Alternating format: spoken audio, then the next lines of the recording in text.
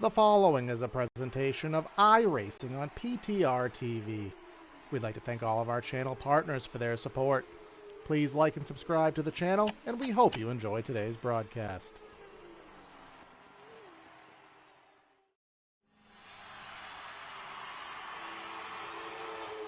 The 44 gets loose off of corner number 4. It's going to be a photo finish to the line in the grass, but the 44 will hang on for the win. Here he comes with the crossover. Fellison to the inside. Is it going to be a Las Vegas photo finish? They touch. They wreck. Who's going to get it? Upside down. Who's going to get it? Fellison gets it.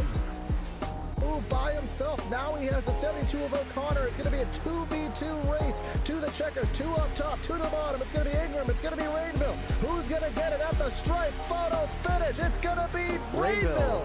Is there enough? This is going to be a close finish. What is going to happen? Is there enough fuel to get him around 2 more corners? He didn't have enough. The final corner. There goes Zach Nichols. Sarah ran out with 3 corners to go, and Zach Nichols will win here at Mosport. And is he going to go for the last-ditch effort? Is he going to use the back bumper? What will Devin Sarah do? We head into corner number 3. He's going to sail it on in there. Does he get to the bumper? He turns him. He turns it for the win. He wrecks him. We saw how Ruddy, is that a word? Ruddy?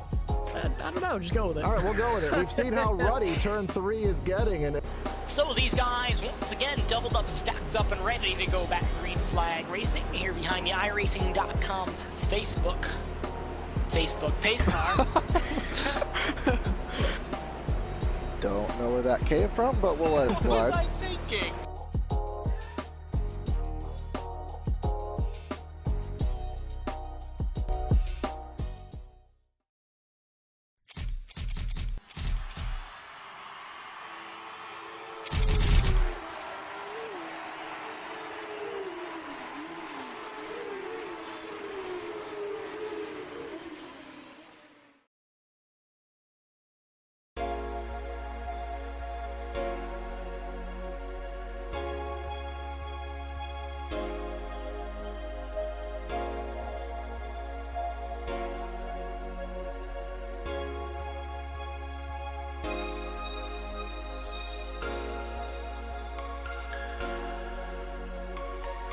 Originally known as Mosport, and still called that by many today. Well, tonight we find ourselves at the now named Canadian Tire Motorsports Park. Lying around 50 miles east of Toronto, this twisting and undulating circuit has been challenging drivers since 1961. It was the original host of the Formula One Canadian Grand Prix in 1967 and has since held USAC races and more recently IMSA, American Le Mans, and the NASCAR Truck Series. Tonight, the Red Sox Racing League takes their turn here to start off round 1 of their 6-week summer series here on PTR TV. Welcome everybody tonight to tonight's coverage of the Red Sox Racing League round number 1 here at Canadian Tire Motorsports Park. It's going to be myself, Corey Silva, doing the one-man show in the booth and in the trailer, giving you the calls here tonight. So looking forward to, again, a new season of racing for the Red Sox Racing League. Last season we had the TCRs versus the GT4s in some multi-class action. A little bit of changes going on this season where we're going to be doing the GT3 cars and still having our TCR lineup. So a lot will be remaining the same in terms of how the interactions will go in our rule structure. Still doing 35-minute races.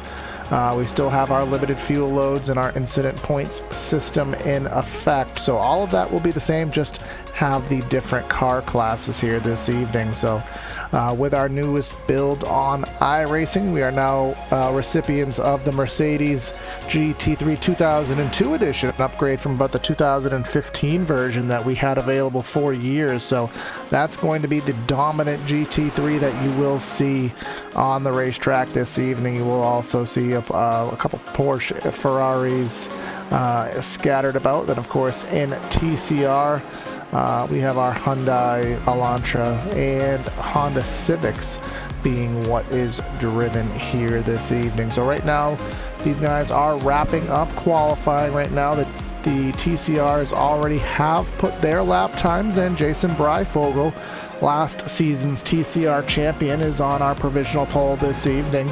Right now, GT3s are doing their business. 39 seconds left on the official timer, and then we do have the cool down timer of just about 2 minutes time before we get to our starting lineup.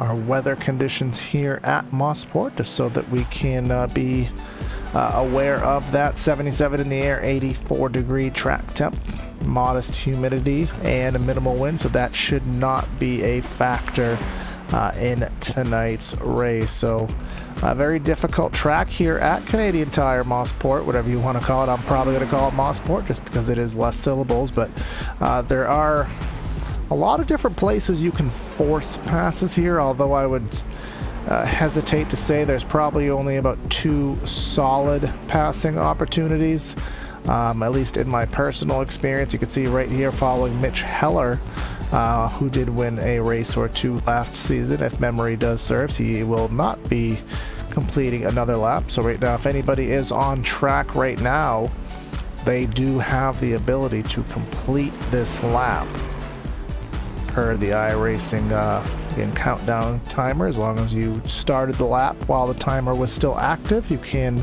use the last 2 minutes to run that down. Very good sized field here today as well. 14 GT3s here this evening, and looks like we have only about 6 TCRs, so the split was a little bit different last season. Last season we saw a lot more TCRs, well, essentially it was kind of even with how the interactions went. This season GT3 heavy, but hopefully we still have a good race to watch in there. So right now 35 seconds on our timer here on the cooldown timer, so we are gonna soon be getting on the grid for, again, our 35-minute race. I want to thank everybody for tuning in here to PTR TV. If you have yet to join the channel before, just make sure you hit that like and subscribe button. We are on our goal to hit 1,000 subs by the end of the summer. If we do so, we have a good amount of prizes and giveaways to offer. So here we are with our timer clicking on down, so we are going to prepare to head down trackside and get things underway tonight. So that is the timer down to 0. So let's go ahead and give you the PTR TV starting lineup here at Canadian Tire Motorsports Park. On our overall poll in GT3 poll here tonight is going to be Ross Booth with a 1-minute 14.259 second lap. Congratulations to him on that. Adam Jones, very fast last season on the outside of the front row. In third, we have Chad Dalton. Terry Dahl, league admin, still looking for that first win, though he did win the championship last season. In fourth, Sheldon Rosenbaum. In fifth, Mitch Heller in sixth. Alex Kietzlar in seventh. Robert Kansian in eighth. Chris Widener in ninth. And then rounding out our top 10 in GT3, Mark Kedrowski. David Berry in 11th. David Hudson in 12th. Reed Rundle in 13th. And then wrapping up our qualifiers in GT3, now in TCR, Jason Breifogel, last season's champion and iRacing staff member, on the pole, with Mark Wilson in second, Les Turner, one of the admins here, in third, Chris Jimenez in fourth, Jesse Bodas in fifth, and these drivers did not qualify. Shinya Sakuta, Brian Irby, James Prostel Jr., and William Cabela all did not take times. They will start tail end. Everybody getting underway here as the pace car does pull off and start us on our full pace lap here. Something just happened to our pole sitter, Ross Booth. There has been a situation lately kind of going across the iRacing world where there's just been a lot of dropouts, so drivers having problems. I think he just came back. But he is in the pits now, so that I don't know how they're going to handle that from an admin perspective, if they will do anything for it. But as it stands, Booth is going to have to start tail end. So very unfortunate chain of events there. Should give our provisional pole to Adam Jones. Actually, probably even Chad Dalton even in that, because he was in the third spot. Our TCR class has I believe it was a 10-second delay. You know, we do the staggered starts here to facilitate these classes having their time to get sorted out. So you'll see about a 10-second gap between class starts. That way these guys do get spaced out. They are expecting, with about a 10 to 15-second lap time difference, that there should be some class interaction over the course of the race, and whenever that happens, it definitely is exciting to watch and is a good opportunity for these guys to make some passes, as we've seen over the course of our coverage of this series. We'll be here for 5 of the 6 weeks of their campaign. We will miss the week of the 4th of July. I don't know exactly what race that is. I think it's Long Beach, race number 4.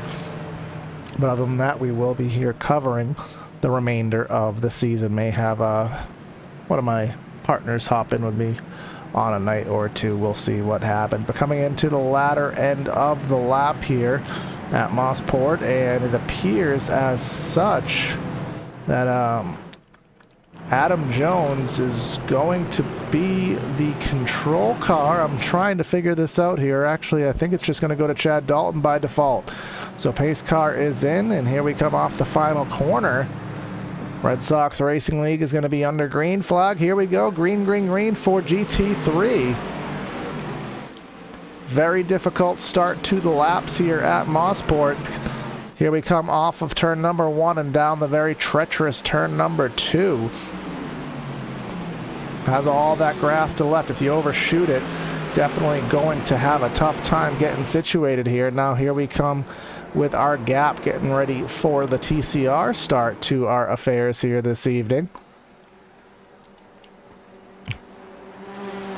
And here they go. Breifogel on that left lane. He's going to use that to his advantage and clear down in front of Mark Wilson.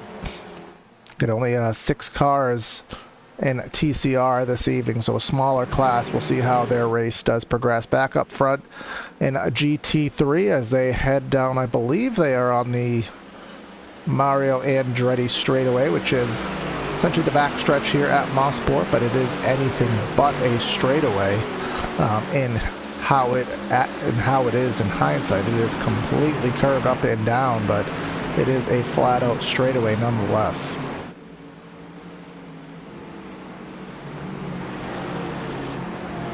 That's lap number 1 on the books complete, and Adam Jones will be the leader of that first lap of the race.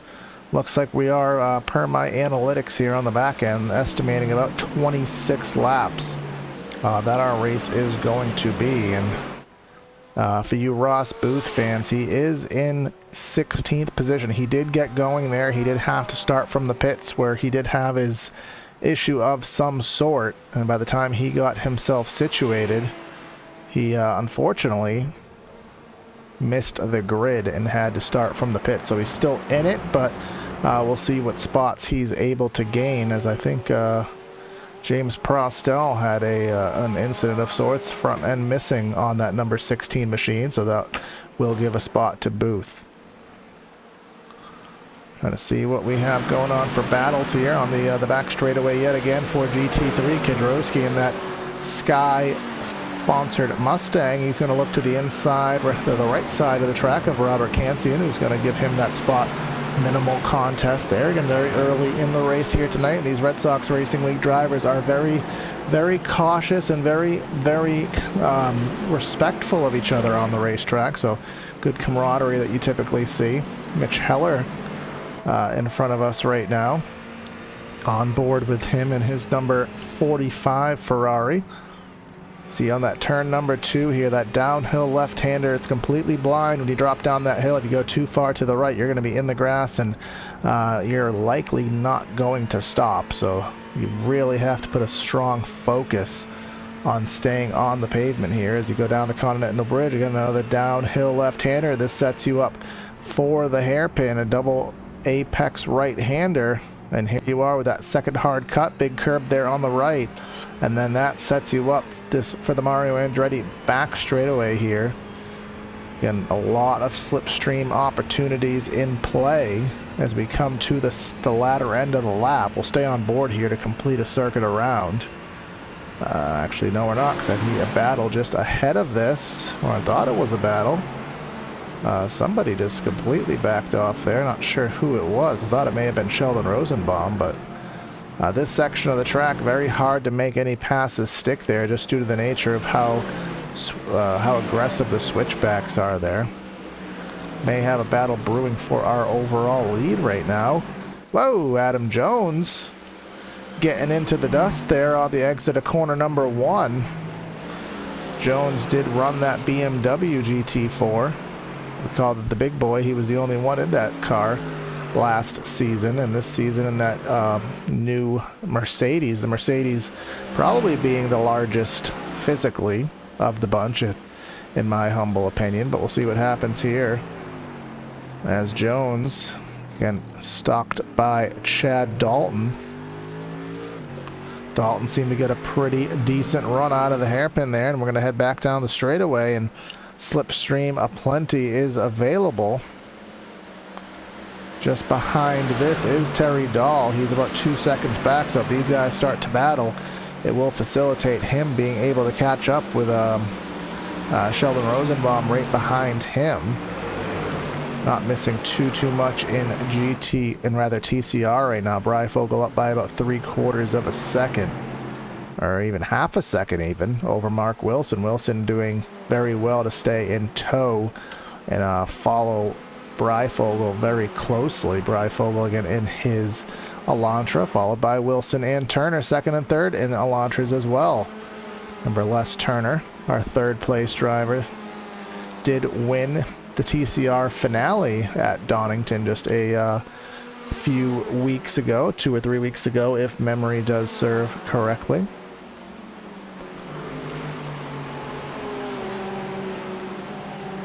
Battle brewing in GT3 between Robert Kansian and David Berry. This is for 9th and 10th. Got a lot of guys within that 1/4 of a second range of the cars in front of them, just having a hard time just breaking that bubble and making that next step. Again, very nice ride there for, I believe that was Berry in that 14. Nice chrome, or kind of can't tell if it is chrome or metallic, but regardless, I do actually find that scheme quite sharp, so full marks to him on that one. In TCR, Wilson very, very close to the back bumper of Breyfogle. Thought he had a run there off of the final corner, tried to set something up for the front straightaway. Breyfogle's going to get all over these curbs there in turn number 1. Now they're going to set themselves up for the ever elusive turn number 2 here. all this is allowing... Oh, actually, we already have some class interaction going on. That's Jones trying to get by these guys. It only took 6 laps. And that is going to separate Jones from Dalton, because here they are. Look at this, almost 2-3 wide here, as these GT3s are trying to get by this TCR lead battle we have. And oh no, who's that off course? That's Mark Wilson off course. He's going to take some slight contact with the barrier here. And now he's going to have to merge in the hairpin. Unfortunate turn of events there. Let's see if we can catch that on replay very quickly. See from our chopper cam here. Yeah, he was just trying to stay wide and out of the way, and did a pretty good job of minimizing the contact there. But unfortunately, that's going to cost any chance he had to close in on Breyfogle. Now he's now going to have to make up 2.5 seconds, and may or may not have some damage to note of. So Breyfogle will be able to breathe, as he is again getting passed in GT by the GT3 drivers. Again, did not take long. Usually we're talking about class interaction about maybe halfway, 60% through the race, and already again the TCRs are about 12-13 seconds a lap slower. So it did not take very long at all. But all that interaction gave Jones that breathing room he desired. Because now he was in a tight battle. Now he has 1.5 seconds over Dalton in second, and now Dalton is going to be under fire from Terry Dahl. Dahl in that number 53 machine, again only about a half second behind. He was about 2 seconds behind just prior. So now that battle for second is going to be on. We'll take a look at the lap times if we can. On the left side of your display, you'll see the lap times right now. Last time by Terry Dahl, actually the fastest one on the racetrack. May had a little bit of help from the draft on that, but at the same time, it just has that natural speed, as I think he is actually under fire himself from Sheldon Rosenbaum. So there's a lot going on here in GT3 at the moment.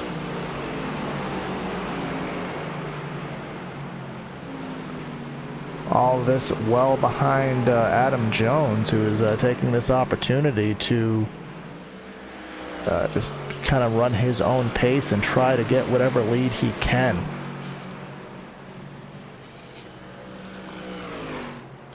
Breyfogle, after all that mess, is out to about 1.7 seconds, so it was two and some change. So Wilson already is trying to cut into it as best he can. So that is going to be something that Breyfogle has to watch out for. Les Turner about 2 seconds behind that. And then we have Jimenez, Bodas, and Irby rounding out the field. Irby is well beyond on the pace. Worth note with Ross Booth. Remember, he got our pole here this evening, but due to circumstance, had to start in the pits.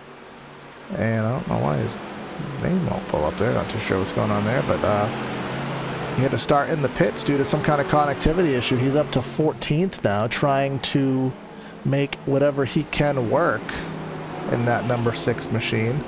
Obviously, we don't have any cautions in this series, so he's going to, have to just do what he can and just mitigate the damage.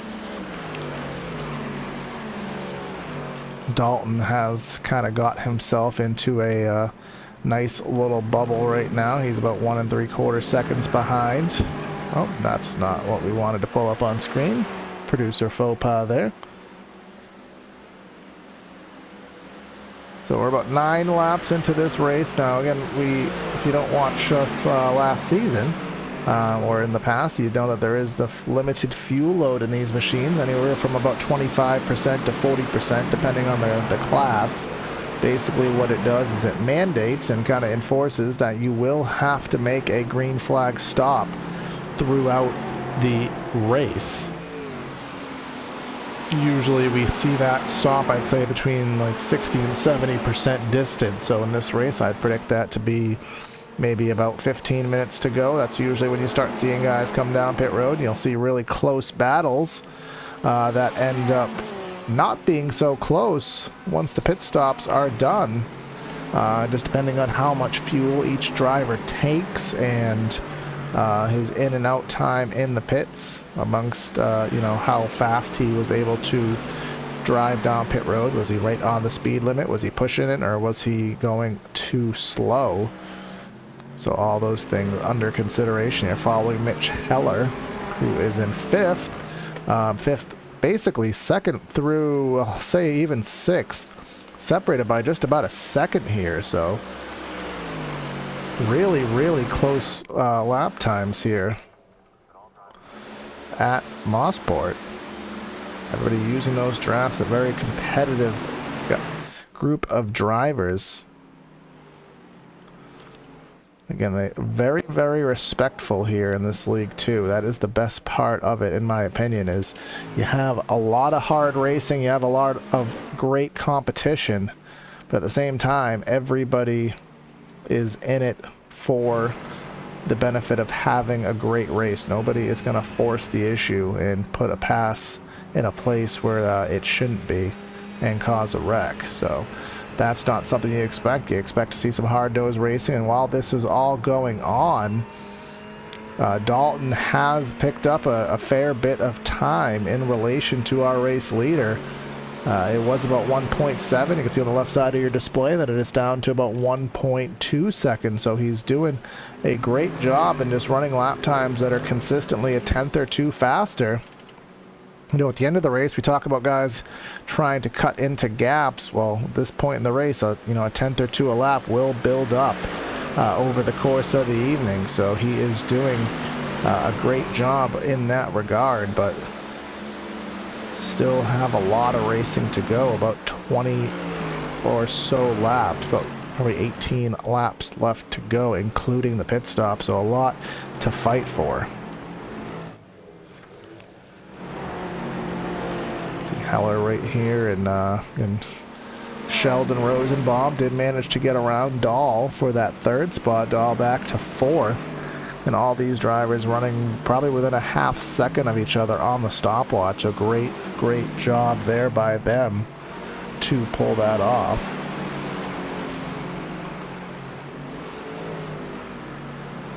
For you TCR fans, we'll quickly jump over, and again, Mark Wilson doing a great job eating into that gap as well for that TCR lead. You can see in the distance Turner and Jimenez. These guys down the back straightaway, and just as reference, we are probably going to have some class interaction again pretty soon, because we just saw that TCRs were down the back straightaway, and our race leader, you can see off in the long shot there, so probably mid next lap we're going to see that class interaction, and will it work in Dalton's favor this time and allow him to close in, or will it cause him to lose even more time? I guess that's going to be what we have to figure out. If you're Dalton, you're hoping the turnaround is fair play, and that, you know, you lost a fair bit of time due to class interaction, or maybe it's time for it to work in your favor. First one, that is going to be Chris Jimenez in the 72 machine. Not good for Jones. He's going to catch him right in the middle of the corner there. That's going to work out in Dalton's favor, and Dalton's going to be able to kind of go right through the parade there and get right by. So now he's going to be within a quarter of a second. Les Turner's going to be right in front. Terrible timing for Jones, catched him right there in the middle of the hairpin. Now that worked out beautifully for Dalton, who's going to be able to take advantage of that, while Jones caught him in the corners, and Dalton was just able to fishtail through and use the work that Jones did. So now that second lead absolutely mutilated, down to about a quarter of a second here. Heading into the final corners here to complete the next lap. Coming through the final corner, this corner was very troublesome in many a NASCAR Truck Series races. But these guys obviously racing with a little bit more respect than that. Dalton's going to have to go around the outside of Breyfogle as well as Jones.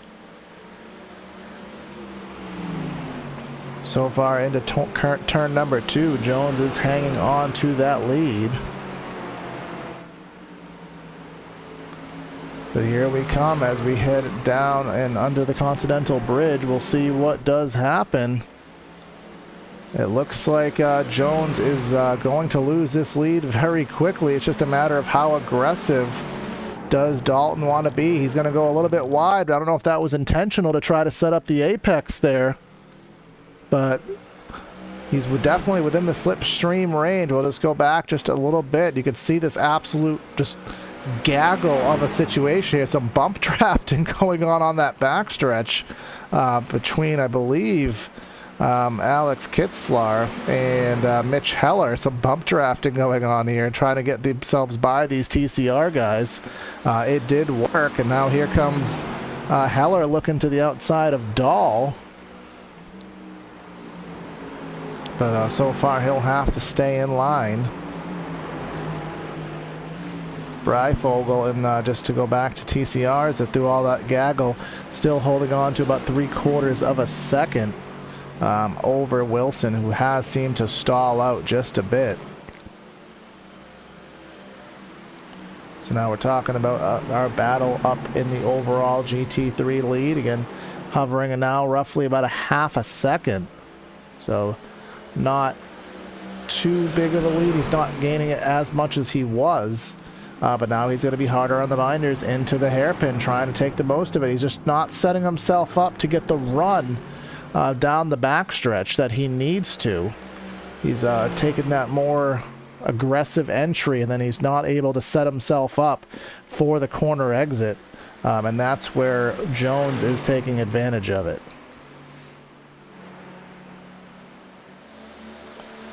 We do have a battle shaping up here. Heller is trying to get by Dahl. Dahl starting to drop like a rock here.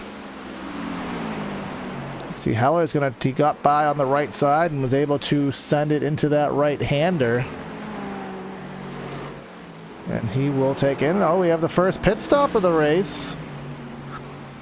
That's Alex Kitzlar in that number 26 machine. So right at about the 20-minute mark, we see our first blood drawn on pit road. Battle for the lead in GT3 has calmed down just a bit. But we'll see what happens because GT4, rather TCR, excuse me, getting confused from last season.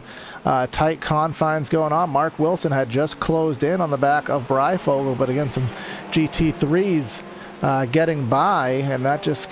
every time, at least for Wilson, that he tries to do something, it always ends up working in his working negatively for him, the class interaction, where for others it has worked more favorably. We also have David Hudson down pit road in GT3 at the moment, so that is definitely beginning to take shape here. Again, at 15 minutes left in the race, already past our halfway point, waiting for our leaders to take to pit road.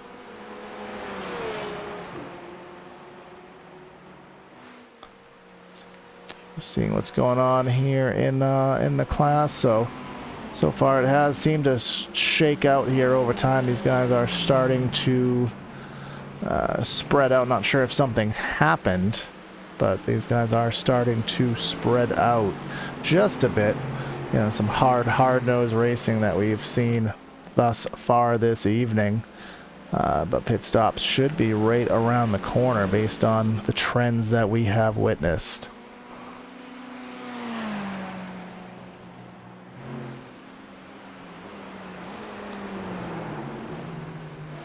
Wilson has closed again to the back of Breyfogle. About that 1/4 of a second. But it just can't seem. It almost reminds me of being a NASCAR fan. You see a lot of aerodynamic talk of drivers that they can't break the bubble of about a 1/4 of a second. I'm not too sure if what the aerodynamic situation is with these machines, and if arrow push is of significance in that capacity, but definitely not seeing these guys really be able to get to the back bumper. There's always some bit of issue going on there with that last little bit, but we do have Chad Dalton in the pits, so this is gonna draw first blood. Definitely don't expect any tires to be changed, but it's definitely going to be interesting to see how much fuel has to be taken. Adam Jones is going to go wide. He's going to go into the grass. Let's go check that out on replay.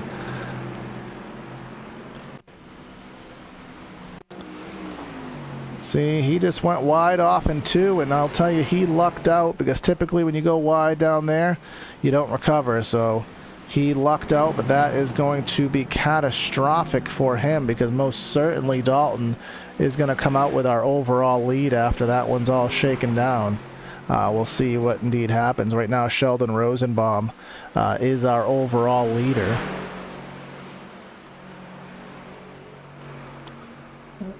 Mitch Heller in second, Adam Jones in third, but he still has, I'm trying to make sure, yeah, he still has yet to pit, so he did lose 2 positions there via that situation going wide. He is going to take it down pit road right now.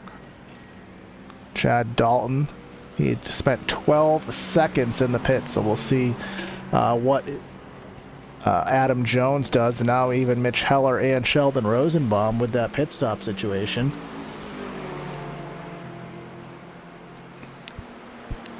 Closing in on 10 minutes here, just 12 minutes left in the session, and now we have everybody. We have Jones, we have Dahl, we have Rosenbaum in the pits. I'll tell you, it looks like everybody taking about 12 seconds worth of fuel. So we'll see how it does shake out in relation to gaps once everybody is situated. It'll be most interesting to see. So right now, Chad Dalton looks like he has a 4-second lead on Adam Jones. So Jones lost 4 seconds just due to him going wide. So that's what does happen when you make those mistakes. Nobody's perfect, so unfortunately for him, he's going to have to just try to salvage what he can. But we are waiting for Mitch Heller to pit to finish the cycle of pit stops this evening, and there he comes down pit road. So with about 10 minutes left, we will have that. And then Mark Wilson in TCR, still waiting for him to pit. Breyfogle is back on the track post his pit stop, so we'll have to see what happens in that capacity with pit stops for TCR in that race lead.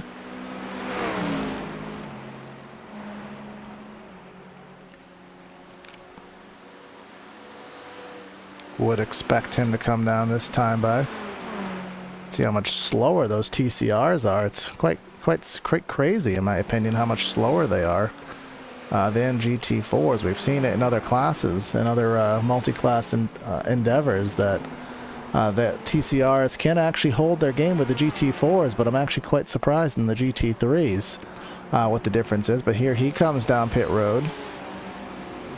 So now I guess the question that we'll have to figure out, at least for our GT3 class, is how much faster, if at all, is Dalton compared to Rosenbaum. I mean, 10 minutes of time to gain almost 3 seconds. That is more than you would expect someone to be able to do under normal circumstances. So we'll see if there is any other mistakes made by anybody.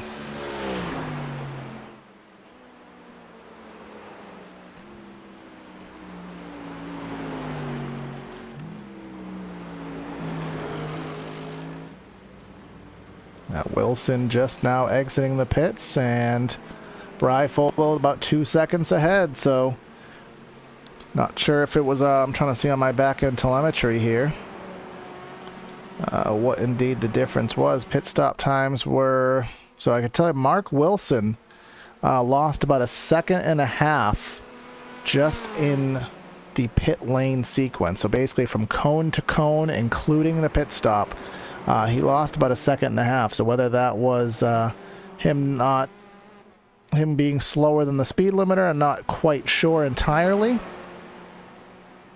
but either way, that was essentially the difference for them in that regard. And up front, Rosenbaum in GT4, rather GT3. It's going to take me a while to keep remembering that. He fell back by another 2 seconds here, so it looks like the battle is going to still be for second in GT3. Here comes Heller to the left side here. Again, this is technically the off line for this right-hand corner, but if you can hold it, it puts you on the line for the subsequent left-hander, which would be more important to nail. And completing yet another lap here, estimating 28 to be complete this evening. Post pit stops. And I'll tell you though, Wilson does not go down without a fight. He is still taking a tenth or two a time out of the gap by Breyfogle. But it's just not going to be enough unless we have some more class interaction, which we do. That is our GT3 leader of Dalton. I don't know if Breyfogle was quite ready for it, but Dalton definitely had to check up probably a little more than he wanted to. But he'll be able to get by on the straightaway with relative ease. That definitely worked in Heller's favor by a little bit, because Heller went from being about 4 seconds back to now just under 2 seconds back. I don't think that's going to be something that's made up on track without a mistake, or perhaps another GT3 getting into, rather a TCR getting into the mix. And Wilson and TCR still hovering about 2 seconds behind Breyfogle, gaining just a little bit. He does have those leaders behind him in GT3, so just being kind of cordial to them, I think he will lose a little bit more of that time. So I don't think the win is going to be in the cards for any Mark Wilson fans this evening. But we have Dalton, Heller, Rosenbaum, Jones, and Dahl, our top 5. Kitzlar, Widener, Booth, Berry, and I haven't talked about him tonight, Reed Rundle. Uncharacteristic meh run for him tonight. Usually he's kind of closer to the top 5, but maybe Mosport not his cup of tea. We'll see if maybe he has a more favorable experience in next week's race, or rather next week's race. I'm trying to remember where it is off the top of my head. It's actually going to be at Montreal, Circuit Gilles Villeneuve, so that is definitely going to facilitate a lot of slipstreaming with those long straightaways, sharp corners, and plentiful chicanes. I think that'll definitely keep those guys bundled together, but I wouldn't quite rule this out up front. Last time by, without really any traffic to speak of, Heller was about 2 seconds, well, about 1.5 seconds faster, and he's within 1.5 seconds. Now we have 5 laps to go. I don't want to go and create more drama, unnecessarily, but that is an achievable distance, and he is closing in enough that this may be an overall battle for the lead. He's gaining between a second and a half second and a second per lap, so it's gonna come down to the wire here for Dalton. Remember, he kind of had the position gifted to him with Jones, who's now in 4th, having that off-track excursion. So if you were Dalton, I'd be breaking whatever draft I could down this straightaway, because this is probably going to give him, it is, you can see on the left side of your screen, the live telemetry. It's allowing him to close in by just that little margin, about another 1/10, 2 at a time, and where he is just faster throughout the more technical sections. This is definitely amounting to a potential battle for the win here this evening, so we'll see how it does shake out. Don't want to oversee something that may not happen, but definitely shaping up to be that way. Less than 1 second, and TCR does look like Breyfogle is pulling away.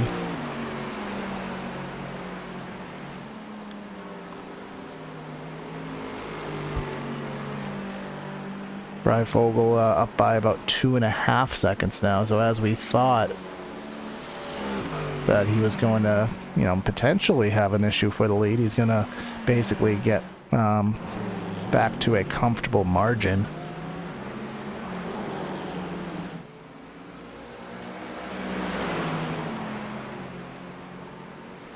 But up front, here we go. Dalton within, he only has about a half-second gap on Heller now. So we're coming to what's estimated to be 3 laps to go. And I think by far, there's more than 3 laps to go. Well, he's not going to take 3 laps to gain just a little bit of margin. So I would not expect there to be any issues there. I think that Heller is going to have it unless he makes a mistake. So we'll see how wide Dalton can make that Mercedes, because he's going to have to make it very, very wide and be on his marks for what's estimated to be another 3 laps here this evening.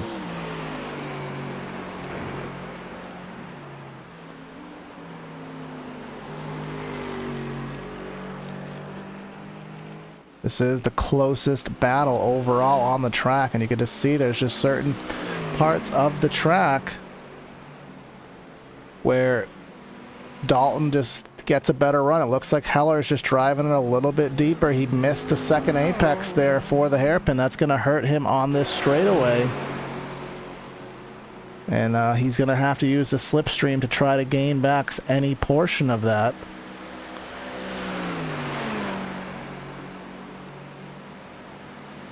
But we'll see what happens here within that 0.3 of a second. Trying to see where he's faster. This looks like I can't really tell anymore where Heller is faster, as we're coming down to 1:45, so this will be 2 laps to go. I don't know if Heller maybe used all his stuff up trying to get there. It kind of appears that that may be the case because he's just not sustaining, but let's see what happens going down the hill into turn 2. Holding that little bit tighter of a line, and there is going to be a TCR up there. We'll see. Hopefully he gets out of the way and doesn't interact with this in a negative way, affect this battle. But now if Heller can get through the hairpin here. Oh, whoa, that's going to be really bad for the race leader. Jones is going to get caught up behind the lap car, behind the TCR, and that's going to give Heller the lead. Wow. That was Chris Jimenez in the 72 machine there. Dalton did not know where to go. Unfortunately, chose the wrong line. Heller was able to see it from a distance and played his cards just a little bit better as he had that reactive ability. And that's going to give him the race lead. Dalton is not, I mean, I'd have to imagine Dalton is not too happy right now about that. It's kind of hard to put necessarily blame on them. That's just kind of how multi-class racing does work, but definitely not too happy. But he's not going down without a fight. That is our official white flag for the race right now. He tried to get a little bit better of a run there off the final corner. Was not able to do so. I just think now that Dalton has that clean air, I think he will just drive off without any issues. That's Les Turner coming up, so Turner will pull off entirely and remain a non-factor. But looks like Heller, again, I think he purposely misses the first apex there to give him the ability to cut easier for the second one. There are some TCRs off in the distance, but I don't think they're going to come into play here. 0.6 of a second, a little bit too big of a gap to overcome via slipstream only for Dalton. So barring a last-ditch mistake by Heller, he should be able to pull this one off pretty easily. Coming through the last set of corners here at Canadian Tire Motorsports Park at Mosport. Through the final corner, right-hander. Dalton's going to try to drive it as deep as he can, but it's not going to be enough. Heller wins in exciting fashion for the GT3 class. And Breyfogle still enjoying that 3/4 of a second lead, rather 1 3/4 second lead in TCR. He's still completing his lap. So he's going to come down into the hairpin here. This is still, again, live. And all these drivers, by the way, do have to make it to the pits under their own power. That is another contingency in the league. So obviously with our fuel strategy enforced with the limited load, they do have to make it back to the pits under their own power. Or they are penalized via a points penalty. So definitely he's going to want to, just make sure. I'm sure they already planned for that. But here comes Breyfogle, just coming through the last couple corners here at Canadian Tire. No pressure at all. Wilson did close in quite a bit. Wilson's actually on quite the charge all of a sudden the last couple laps, but not nearly enough there. I was wondering if Breyfogle ran out of fuel there, because all of a sudden Wilson gained about a second and a half and absolutely no time at all. But either way, Breyfogle did hang on for the win, and that will conclude our race here tonight. Again, a very good one here for these guys, and interesting finish, especially in GT3 with that class interaction. So let's go ahead while these guys are kind of winding down here, and we'll go ahead and give you the final rundown here tonight from Mosport.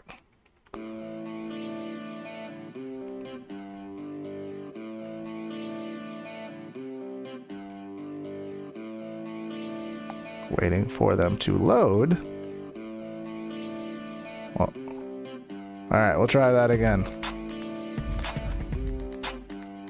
Anytime now, results. I think this may be because we are still sort of live. All right, there we go. Works for the time being. Mitch Heller with our win here tonight. Chad Dalton in second. Sheldon Rosenbaum with the third. Adam Jones in fourth. Terry Dahl in the fifth spot with Adam Kitzlar in sixth. Ross Booth in seventh. Chris Widener in eighth. David Berry in ninth. And Reed Rundle in the 10th spot.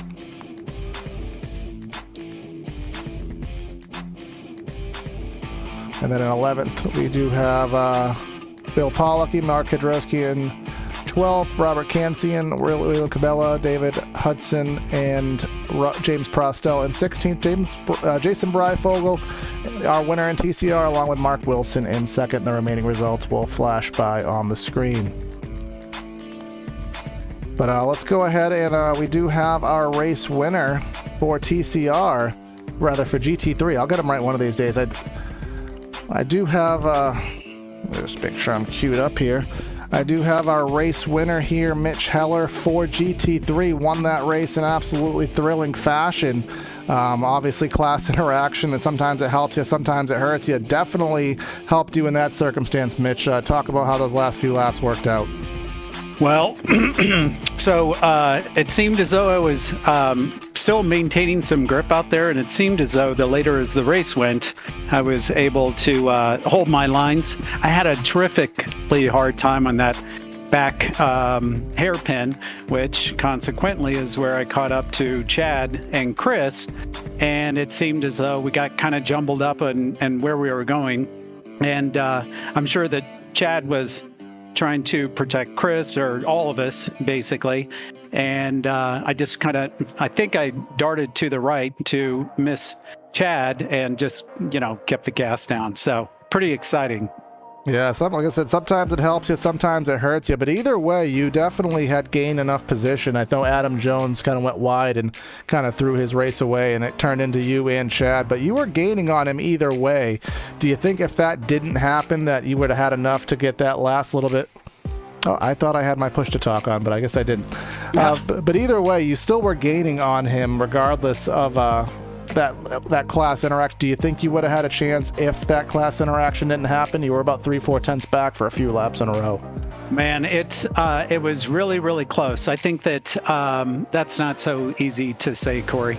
I think that obviously it made it easier since we ran into or caught up to Chris on that hairpin.